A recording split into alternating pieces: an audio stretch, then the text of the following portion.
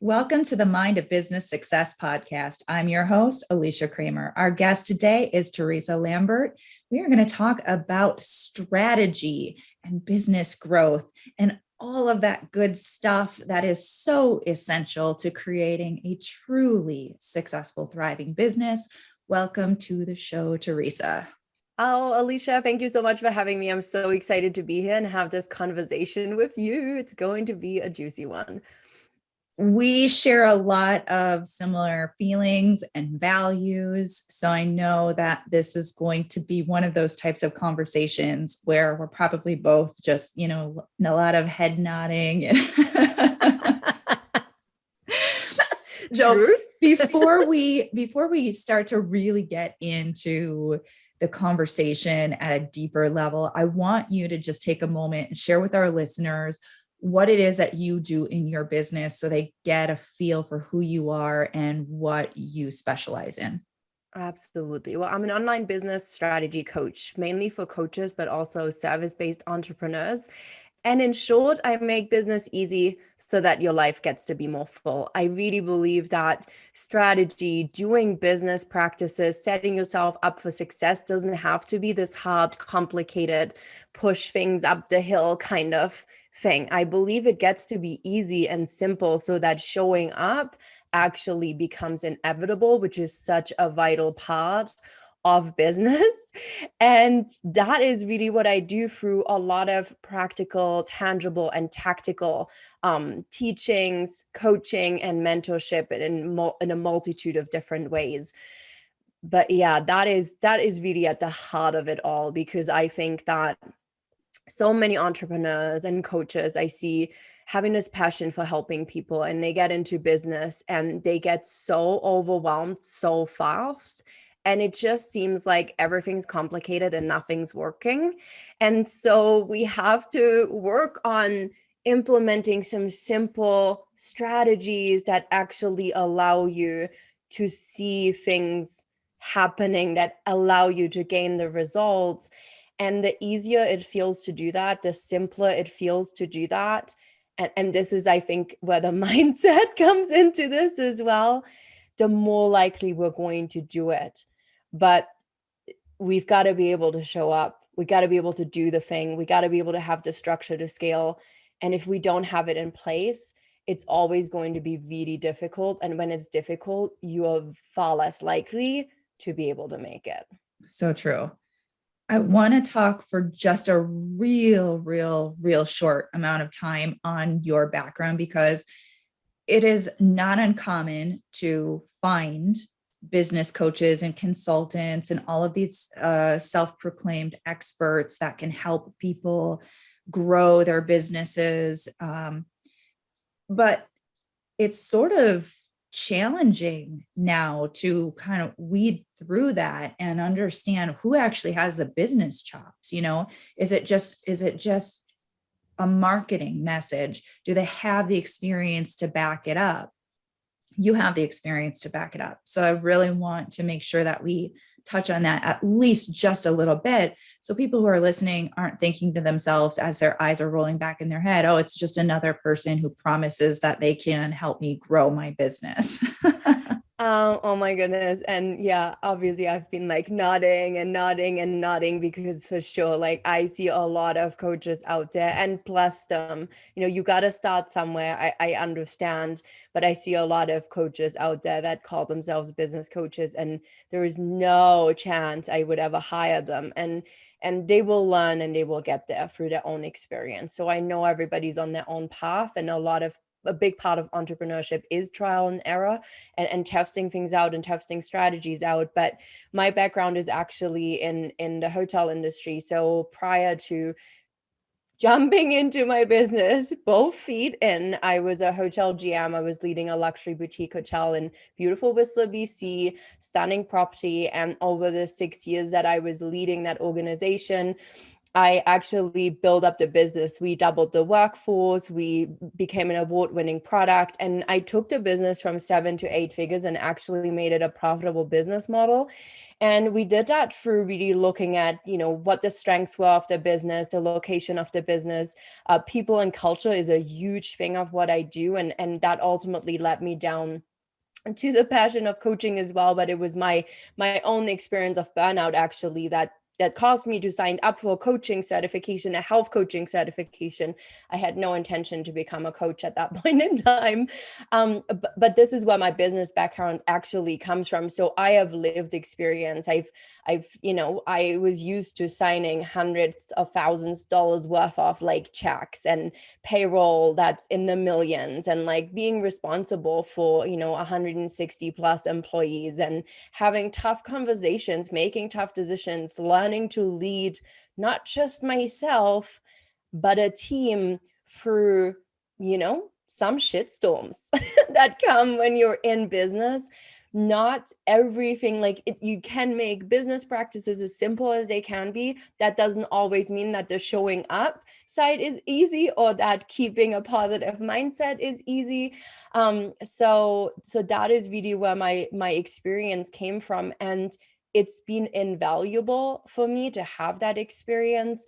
And in fact, I draw a lot of the ways I do things, the way I've built my business to 6 figures now, the strategies that I have put in place, the way I teach you things actually are based on a lot of the sales and marketing strategies from the hotel industry, which is primarily based on attraction marketing, because no hotel would ever call you and say, "Hey, Alicia, have you heard of this hotel in beautiful Whistler, BC? I think you'd really like it. You should come here." This would never happen.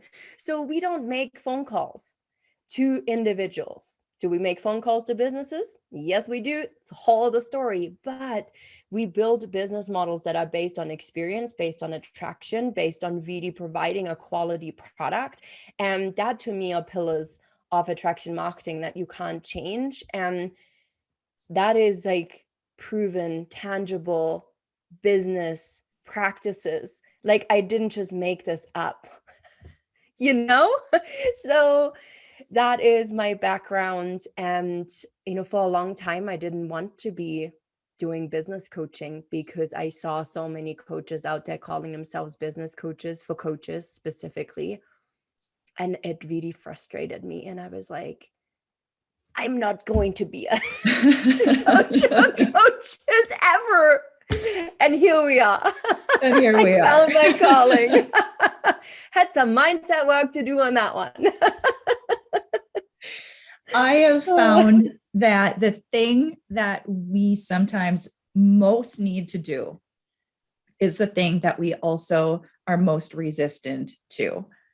It's a really sticky paradox, but when we're willing to do the inner work, release all of our resistance, and get clear on what we're being called to do, that's when things really start to click into place for us. So for anyone listening, if you feel like you are hitting a wall and you can't figure out why, nothing you're doing seems to be getting you over that hump, it may be time to get real honest with yourself about what it is that you are avoiding. So now let's talk about strategy. So for those who are maybe they understand the importance of strategy, maybe they have quite a bit of strategy already built into their business. And there might be some people listening who are, maybe they're solopreneurs, maybe they are newer in business, maybe they are somewhat seasoned in business, but they know that they're lacking in the strategy department. I love to talk about how strategy can actually create more freedom in your business. Absolutely. I think that's such an important conversation. And in the coaching industry, if you're in this industry and you're listening, if you're looking in and you see messaging, you might notice that, but there tends to be the camp strategy that are like, you need the strategy, you need the strategy, you need the how. And then there's the camp, you need the flow and the creative energy and the mindset and the energetics. And I believe we need both. So I want to start this conversation by saying that I believe that we need both. But here's the thing. When you don't have a strategy, it's kind of like taking a bowl of spaghetti and starting to throw spaghetti at the wall and hoping that spaghetti will stick to the wall and stay at the wall. Okay. It will only get you so far, and it puts you in really the state of frantic, uncertain, doubting, wobbly kind of energy. That kind of energy is not very attractive when you're putting yourself out there, because energetically, we can actually sense whether somebody can back up what they're talking about, whether somebody is confident that they can support you, or whether you're actually just flying by the seats of your pants. Okay? And no offense taken. If this triggers you, just consider yourself activated. It's the resistance point. Alicia just talked about it, and you can do something about it. So strategy is often misunderstood as this thing that boxes you in. Like you get a strategy and then you have to follow really precise steps. Strategy are not the 5 steps to 6 figures. That is not strategy. Okay, that might be a set of steps and tools that you can apply as part of a strategy, but that is not what strategy is. Strategy is really, I like to look at it as like a framework that allows you to build out the roadmap that gets you from where you are right now, maybe starting your business or making, I don't know, around $50,000 in your business as a solopreneur, and getting to making 100, 200,000, 500,000, $1 million, millions of dollars, wherever you want to go, right? So it's a framework, and that framework provides support, and that support makes us feel safe. And when we feel safe and supported, and when we feel held in a framework, guess what happens? We're more confident when we show up. We're more assertive when we talk about our offers. We actually give up a different energy, one that is attractive, one that is magnetizing. And that's when people are like nodding by what you're saying. And they're like, oh, I want to know more. Tell me what you have to offer. Like, how is she doing it? Right? Like, that's a big question. How does she do that? And that is when the strategy really helps you to have this framework. And then on top of it, because you know exactly what spaghetti you're going to throw at the wall, instead of guessing which spaghetti will stick, you know which one sticks. So the time you spend on actually showing up to get the clients, to scale your business, to put the things in place is dramatically reduced. And now you're actually able to have the lifestyle that you wanted in the first place, or that you might have seen on social media, right? Like the whole like hashtag freedom lifestyle, like it's a big thing, but people also sometimes pretend they have all this freedom. And the reality is that they're hustling 24/7. This is not the vibe. This is not my vibe. By the way, I did that when I led a hotel. I have worked my butt off and I decided no more. So in order to build, you need the strategy, and the framework, the support, the safety of the strategy gives you a really clear roadmap of where you're heading towards your vision, however big that is. And then you actually have the freedom that you want. So giving you a tangible example here, let's say that you really only desire to be, let's say, on calls for 5 to 10 hours a week with clients, and you have a coaching practice. 5 to 10 hours with clients a week, one-to-one, right? That's your like max that you want to spend, so that you can have the rest of the time to play, be with family, like go outside, travel, like whatever it is that you want to do. Okay, well, how are you going to make sure that you acquire the clients and price your offers in a way that allows you to only have 5 to 10 clients? Okay, because the thing is, if you charge $1,000 for 3 months of coaching and you only have 5 to 10 clients, you might be looking at $2,000 to $3,000 a month. But if you're trying to build a six-figure business and you want to make consistent, it's about $8,333, I believe, to hit six figures in a year. So you don't even need to make 10K, but just to make a point, let's say you want to have $10,000 come in every single month.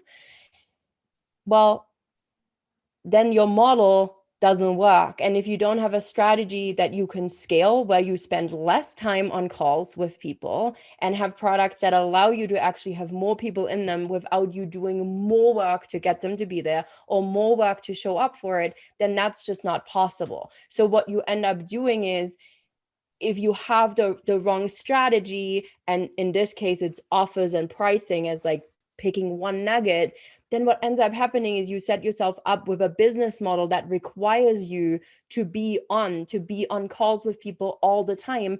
And like, just newsflash here, you're only going to have energy for so many one-to-one clients. So true. I want to talk for just a moment about the difference between strategy and tactics. Some people don't really get that distinction, and they're using the word strategy when really what they're talking about is tactics. So I'd love for you to expand on that a little bit and maybe draw some distinctions for people who are not entirely clear on those very, very different terms. Absolutely. I'll give you an example of something that's just really relevant to what I'm teaching right now in one of my programs. But it's I just led a session on behind the scenes selling. Call it BTS sales, sales inside sales, whatever you want to call it. It is a strategy to sell your programs and services behind the scenes. And when I say behind the scenes, I talk about selling in private containers, talking about your offers with your current clients, letting them know what's coming up with your community, like your email list, for example, would be behind the scenes selling. Like everything that you basically can't see publicly would be something where you sell behind the scenes. So that's a strategy. Selling behind the scenes is a strategy. One strategy out of a bigger sales strategy that you can have. Now, two tactics that you can use within selling behind the scenes. One is called seeding. Seeding is you actually talking about your programs and services all the time, and you use the words of your offers, or you share with people what's coming up. Like me even just saying, hey, I have a program and it's relevant, subconsciously makes you think, oh, Theresa has a program. I wonder what that program is. So even if you were listening to just understanding the difference between strategy and a tactic, the fact that I mentioned even just the word program, I didn't even tell you what it is, will subconsciously open your mind to thinking, oh, what program is it? So you may feel inclined to reach out and be like, hey, I listened to the podcast episode that you did with Alicia, and you mentioned this program. What program did you talk about? Right? Like it opens up curiosity. It opens up us to want to know more. So seeding is a tactic.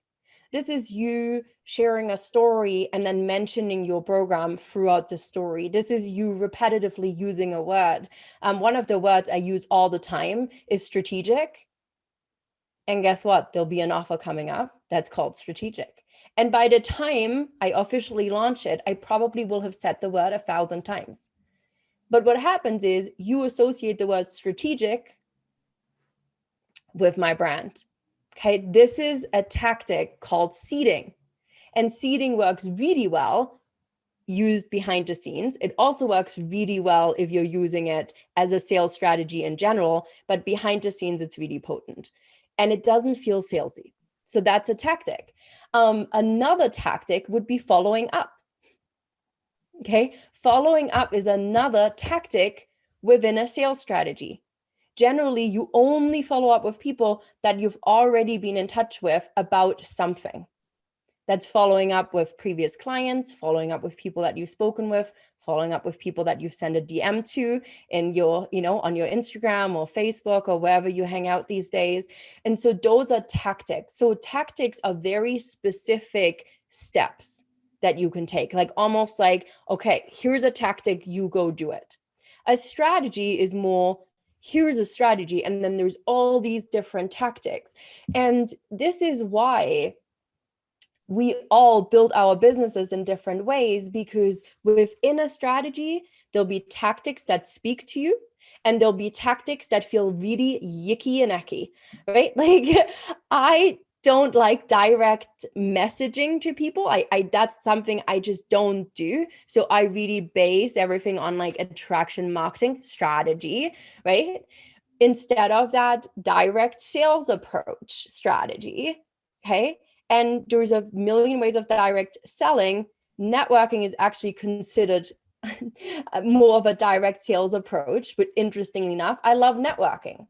So while I mainly focus on attraction as a strategy, I also use that outbound method of sales for networking. And networking is one tactic that works for me. So that is the distinct difference. A lot of nuggets. And one of the things that you weaved in there, which is just perfect, is very clearly articulating that not every business is going to have the same exact strategy. I think it's more common with new business owners, but I have seen it with seasoned business owners as well, to assume that specific tactics are, it's almost like I have to do that tactic in order to get X result. And it's like putting a tactic on a pedestal. And that's the same mistake that people make with modalities. Whether it's a coach or a hypnotherapist, or it's a guru or whatever it is, it's, I've been struggling with this thing. Nothing else has worked. And therefore, I haven't found the tactic, the modality, as though there's one single thing that has some type of magical, mystical ability to be the magic bullet strategy. And that just simply is not the case. Any specific strategy, any specific tactic, any specific guru, any specific modality can have mixed results for different people. So really it comes down to you as the individual, your readiness, your willingness, your level of commitment, your willingness to do the inner and outer work. There are so many factors, and I love that we can have conversations like this and we can sort of shed the light of truth on some of these things, because I seriously see this so often. And this is definitely a mindset thing that people have to shift.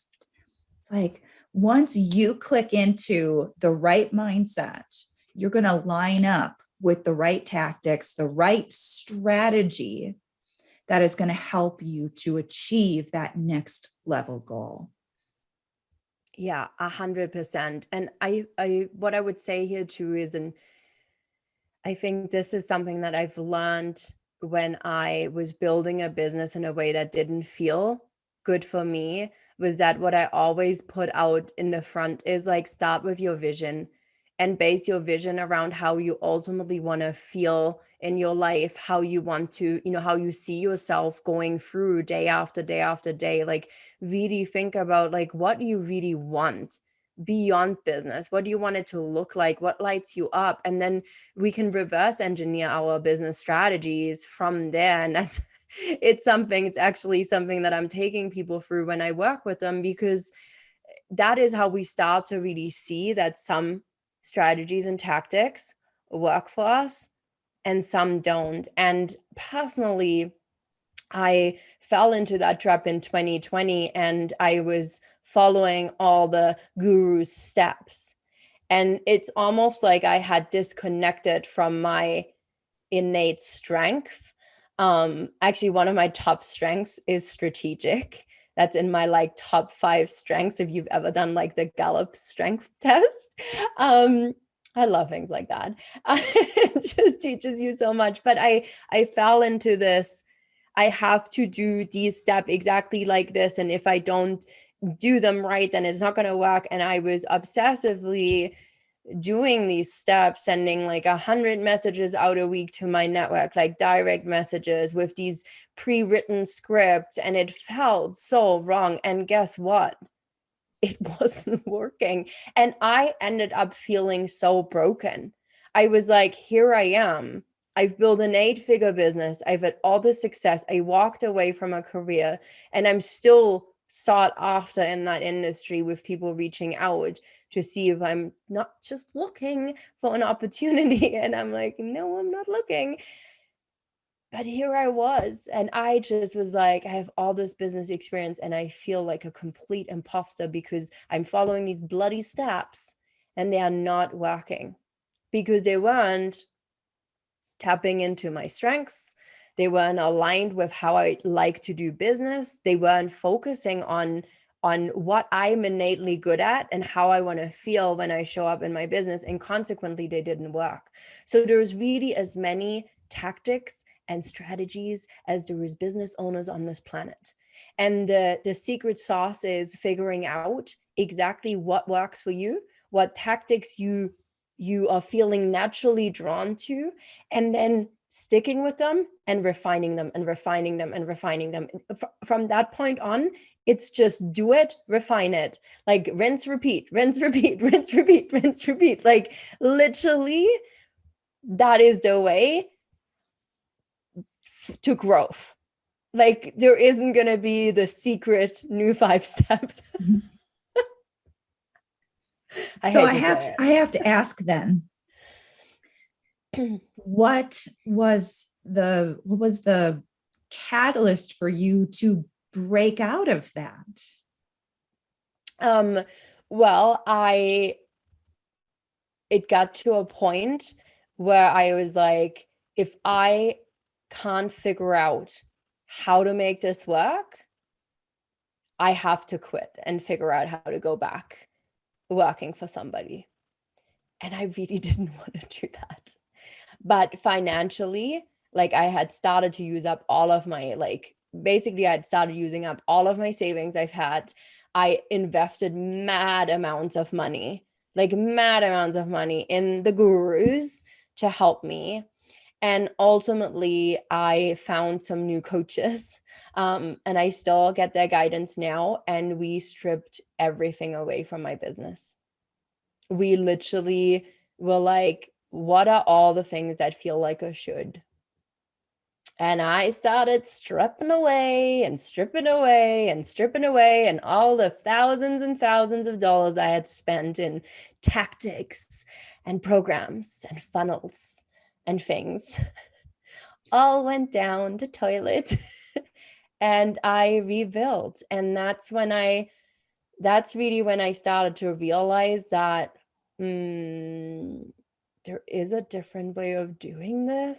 Like, really, I can do things the way that feel good for me.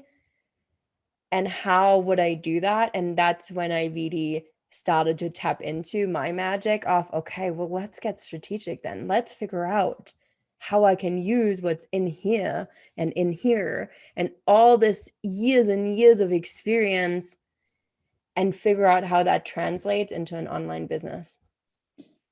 I am notorious for telling people to just throw it all away.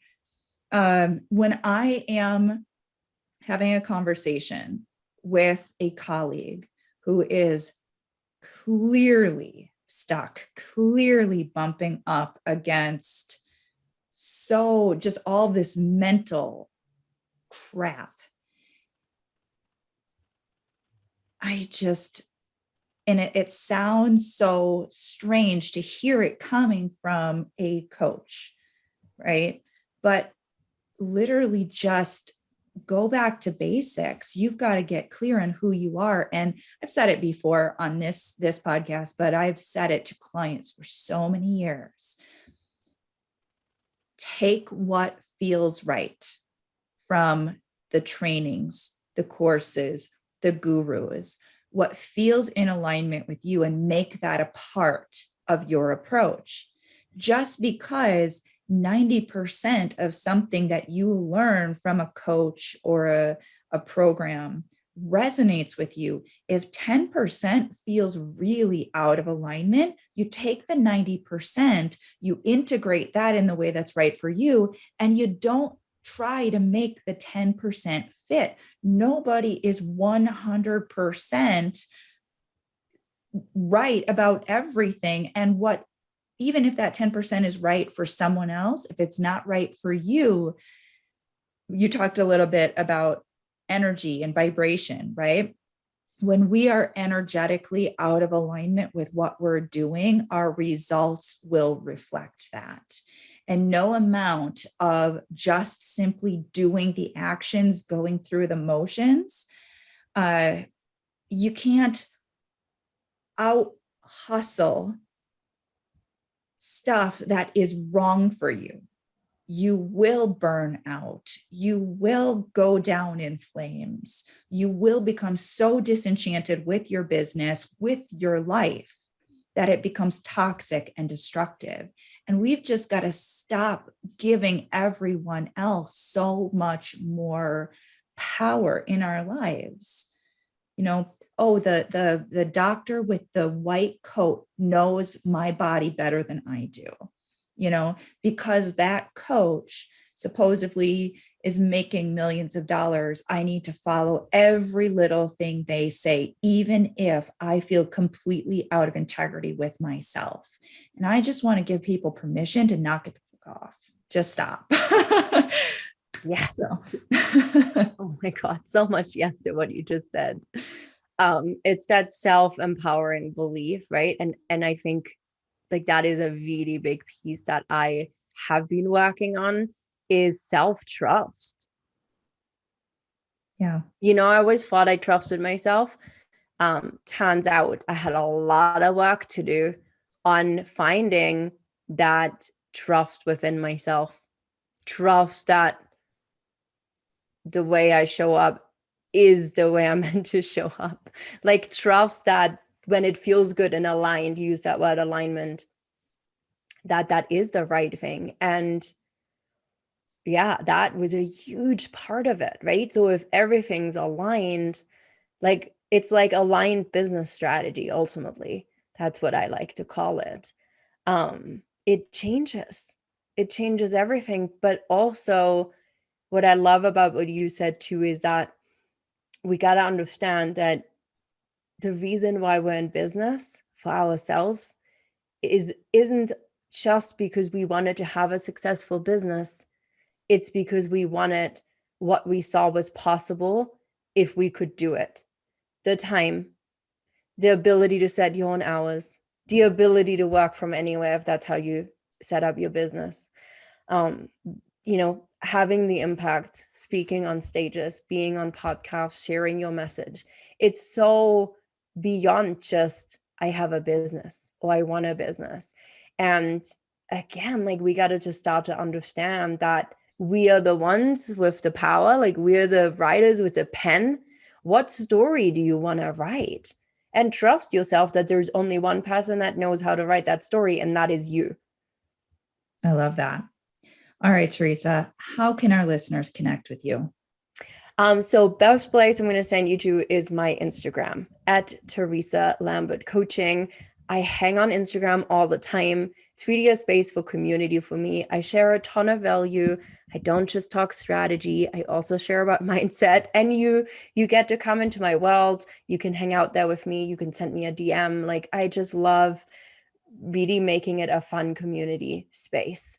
So at Theresa Lambert Coaching is my Instagram handle, and that is a great place to come and hang out with me. Awesome. Thank you so much, Theresa. This has been a ton of fun and very valuable. Oh my God, I love this conversation. It's just made me have 1,000 ideas. And this is how my mind works. I talk about something and 500 ideas later, watch out, Instagram posts coming in hot. I love that. All right. Well, thank you, all of our listeners. You know, we're doing this for you. If you have not already subscribed, please make sure you do so. And until next time, we will see you in the next episode.